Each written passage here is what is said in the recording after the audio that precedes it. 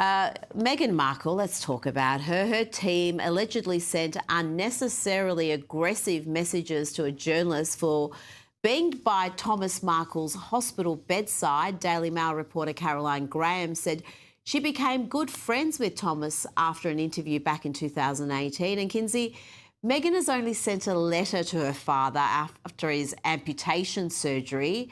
But Caroline, who has been by his bedside through all this, said she would walk away from their friendship if it meant he could reconcile with his daughter.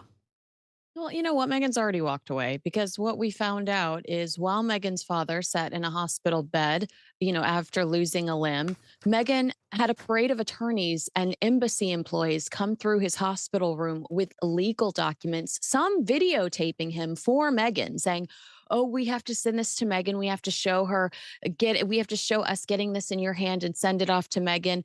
And for Megan to waste a ton of resources not to check on her father or show sympathy. But according to the Times, we're finding out that Megan formally breaks up with her father in this letter and reprimands him for his relationship with the media pot meat kettle. So really, I think Oh, we're wrapping yes. up 2025 like Merry Christmas from the worst daughter ever. And we had all that PR spin in the last week or so about how Meghan is desperately trying to find her father, find what hospital he's in, to get this letter to him.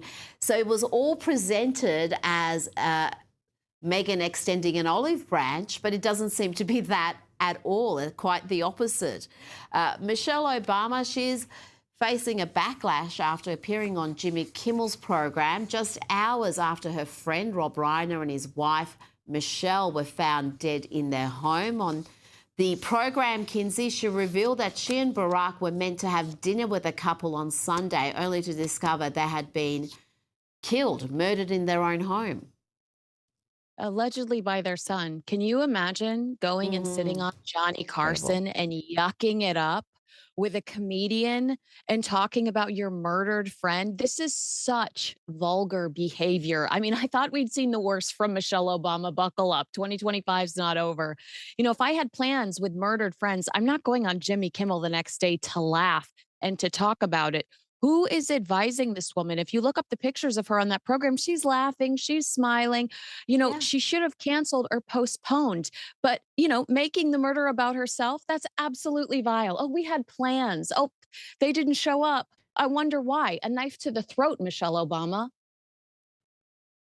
And incredibly, despite not just showing up, because that in itself just shows such poor judgment and self-obsession, but she then had a go at President Trump for the way he reacted, the tweet he sent.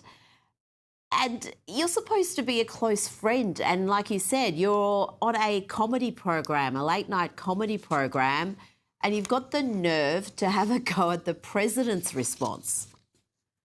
I know it's just like the wrong place, wrong time. The tone shouldn't have been there at all. I mean, she should not have been there at all. She's there promoting what? Herself.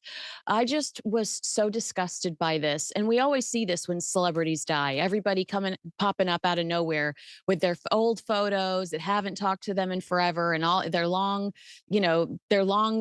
stories about them on Instagram. But this is a whole other level of Mm. narcissism. Narcissism is the word. That was the word I was searching for.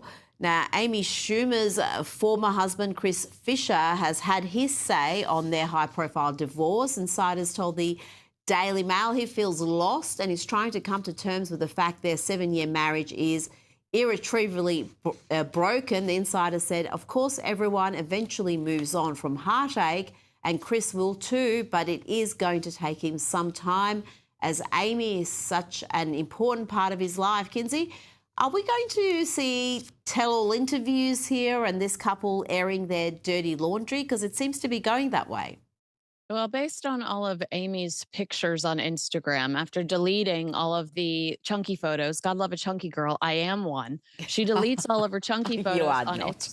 Thank you. She deletes all of her chunky photos on Instagram and starts uploading all of her Ozempic pictures down a dirty carpet, a dirty staircase. I think she loves attention. I think she'll want to put it out there that she's single, looking to mingle. So I absolutely can see her sitting down and doing a tell all because it will garner her attention that she wants. Are we blaming Ozempic for this split? Absolutely. Everyone. Yeah. Hollywood is blaming Ozempic for this split. She's lost a ton of weight. She's feeling good about herself. And she says she wants to get back in front of a camera and she wants to get back to work. And they're saying that her focus now is her career and less on her family. And that's why this relationship deteriorated.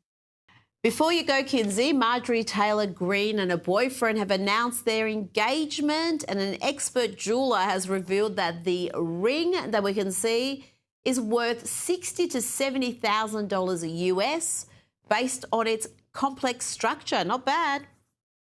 Yeah, I have a lot of questions here, Rita. Her fiance is a YouTuber. I just want to know his credit Oh, score and wow. how he can afford that ring. Okay. Like, how can he afford that ring based on what we know his job is? I'm impressed, to say the least.